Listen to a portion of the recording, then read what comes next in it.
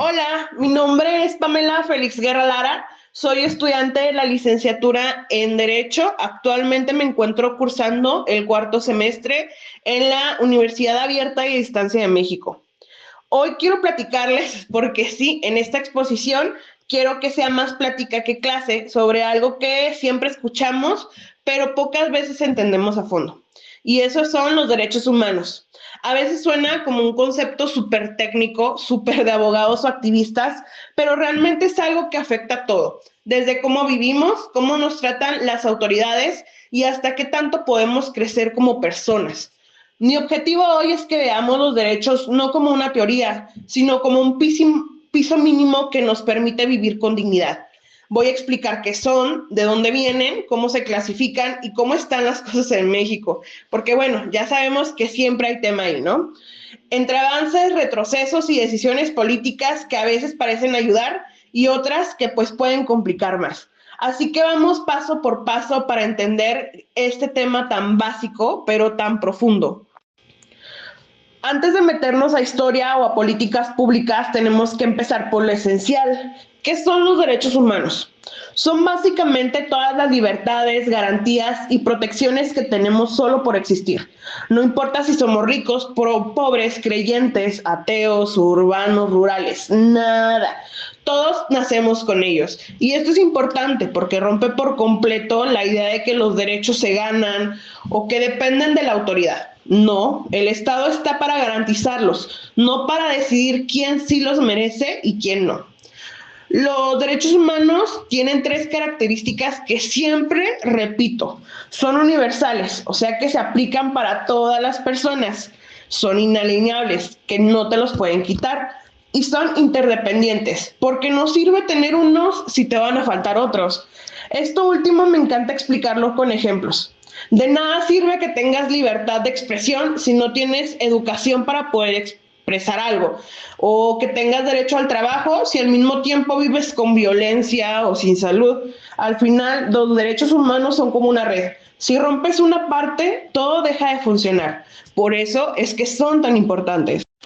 Los derechos humanos no nacieron porque a la ONU se le ocurrió en 1948 hacer una declaración bonita. En realidad son el resultado de miles de años de conflictos, injusticias y luchas sociales. Y creo que eso ayuda a entender por qué son tan valiosos. Porque detrás de cada derecho hay una historia de sufrimiento que obligó a la humanidad a decir ya basta. Primero tenemos documentos súper viejos como la Carta Magna de 1215, que aunque no hablaba de derechos humanos per se, sí marcó la idea de que el poder tiene límites. Luego llegaron las revoluciones liberales, como la independencia de Estados Unidos y la Revolución Francesa, donde se empieza a hablar de libertad, igualdad, propiedad y representación, o también derechos civiles que luego serían parte de los llamados derechos de primera generación. Ya después, en el siglo XX, las guerras mundiales fueron un parteaguas. El nivel de violencia y atrocidades obligó al mundo a sentarse y decir, o nos ponemos serios con la dignidad humana o esto se repite. Y así nace la Declaración Universal de los Derechos Humanos en el año de 1948. Pero ojo, ahí no acaba todo. Con el paso del tiempo surgieron nuevas luchas. Derechos laborales, derechos de las mujeres, derechos de personas migrantes, derecho al medio ambiente, derechos digitales. Los derechos humanos evolucionan porque, lógicamente, la sociedad cambia. Y lo bonito, pero lo complicado también, es que esta evolución no depende de gobiernos, sino de la presión social. Cuando la gente exige, los derechos avanzan. Cuando la gente se calla, los derechos retroceden. Y sí, en México hemos visto de las dos cosas. La Declaración Universal de 1948 fue como el parteaguas moderno de los derechos humanos. Después de ver lo peor de la humanidad en la Segunda Guerra Mundial, los países dijeron ya basta. Firmaron un acuerdo histórico donde reconocen que todos los seres humanos nacen libres e iguales en dignidad. Algo que siempre digo es que esta declaración no es solo un documento, es una promesa mundial. Una promesa de que jamás volveríamos a permitir barbaridades como genocidios, torturas masivas, esclavitud moderna, y aunque siendo sinceros, pues el mundo sigue fallando, pero incluso con eso, la declaración marcó las bases del todo el sistema internacional actual.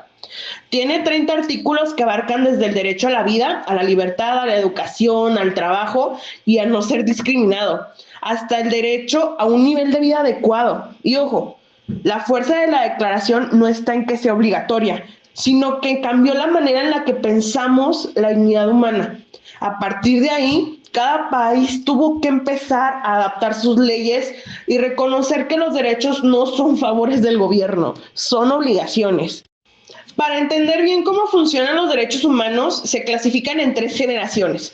No es que unas valgan más que otras, simplemente surgieron en momentos históricos distintos.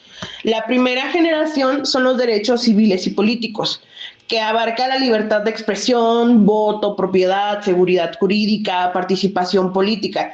Y estos nacen con las revoluciones liberales, cuando la gente exigió que el Estado dejara de abusar del poder. Son básicamente, no te metas con mis libertades. Posteriormente viene la segunda generación, que son los derechos económicos, sociales y culturales. Aquí pues puede entrar salud, educación, trabajo, vivienda, cultura. Estos dijeron, no, espérate, no basta con que no me violentes, sino que también necesito condiciones para vivir dignamente. Por último, tenemos la tercera generación, que son los derechos colectivos. Aquí entra un ambiente sano, desarrollo, cultura, paz, acceso al patrimonio, identidad de los pueblos. Estos ya son más modernos y responden a problemas globales. Algo que siempre me gusta aclarar es que no sirven separados. De nada te sirve tener libertad si no tienes que comer. De nada te sirve tener educación si vives discriminación o violencia extrema. México vive mucho con ese choque, buenos derechos en papel, pero en la práctica, pues todavía nos falta un poquito para avanzar para que sean una realidad. En México, los derechos humanos están reconocidos en la Constitución política, especialmente después de la reforma del 2011, que fue un cambio enorme. Pasamos de ver los derechos como garantías individuales a reconocer un verdadero sistema de derechos humanos. Ahí surge el famoso bloque de constitucionalidad, que dice de tratados internacionales igual a constitución en cuanto a derechos. Eso, en teoría, nos pone en un nivel muy avanzado. A partir de esta reforma también tenemos principios básicos, que es el pro persona, que siempre debemos de aplicar la norma que más favorezca a la persona, y el de invisibilidad, que todos los derechos valen lo mismo, interdependencia, pues que si violas uno, violas varios, y progresividad. Esto es muy importante, ya que el Estado no puede retroceder. Pero aquí viene la parte crítica. Aunque en papel estamos muy adelantados, en la práctica seguimos batallando con violaciones sistemáticas. Y no es de un solo gobierno, viene desde décadas atrás. Pero sí es cierto, en años recientes hemos visto decisiones políticas que ponen en tensión a estos principios.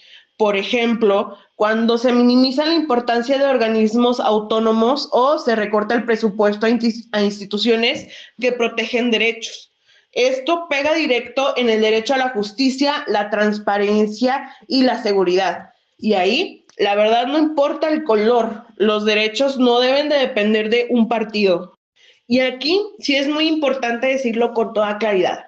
No importa si es Morena, el PRI o el PAN, cuando un gobierno se mete con los contrapesos o minimiza a víctimas y organizaciones, empieza el verdadero retroceso. El poder siempre necesita vigilancia, venga el color que venga. En cuanto a los mecanismos de protección, sí tenemos herramientas. El amparo, la CNDH, organismos estatales, tribunales federales e incluso el sistema internacional como la Corte y la Comisión Interamericana. El problema real es que están saturados, a veces sin recursos o con falta de independencia. Entonces, la ciudadanía termina sintiendo que denunciar es inútil y es cuando la gente deja de denunciar. El Estado deja de responder, por lo cual es un círculo vicioso. Y si hablamos de retos actuales, pues sí tenemos demasiados, como violencia, desigualdad, discriminación, violaciones a mujeres, desapariciones, inseguridad, falta de acceso a la justicia, derechos sociales muy débiles. México actualmente vive una crisis multidimensional que afecta casi todos los derechos humanos al mismo tiempo. Y aunque algunos discursos políticos puedan insistir en que vamos bien, pues la realidad de los que vivimos en las calles nos dice otra cosa. Negar el problema solo lo aumenta. Esto para cerrar, quiero decir que los derechos humanos no son un lujo ni un invento internacional, son base mínima para que podamos vivir con dignidad. La historia demuestra que cuando los gobiernos se alejan de estos principios, lo que sigue son abusos y retrocesos. Aquí es donde entramos todos nosotros, entenderlos, exigirlos y defenderlos. No es estar contra el gobierno, es estar a favor de las personas, porque pues al final proteger los derechos humanos es protegernos a todos.